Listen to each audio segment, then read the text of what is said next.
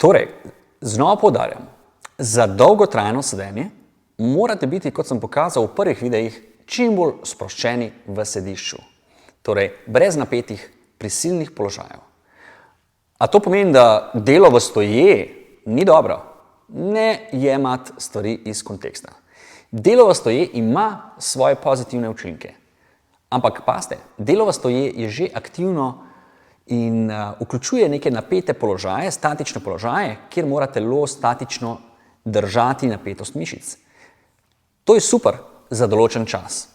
Razmerje sproščenega sedenja, kot sem ga prej pokazal, proti stoji in naj bo nekje 6:1 ali pa 4:2 oziroma 4:3, nekaj takšnega. Torej, če gledamo delo v stoje, bodite pripravljeni tako, da lahko menjate položaj iz sedenja in pa za delo v stoje. Dajte si laptop nekaj podložiti, zopet si podložite toliko visok, da ne boste gledali dol, ampak da bojo roke lahko lepo počivale in vi lahko lepo delate zraven malo, se takole prestopate in ko vam spet paše sedeti, pejte sedeti. Poslušajte svoje telo.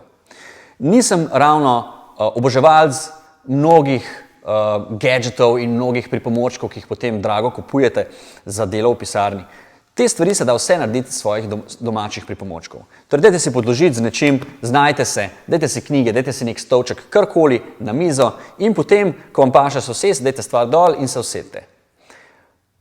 Med sedenjem pa vam bo pasal tudi tale naslednji položaj in sicer sproščanje med sedenjem.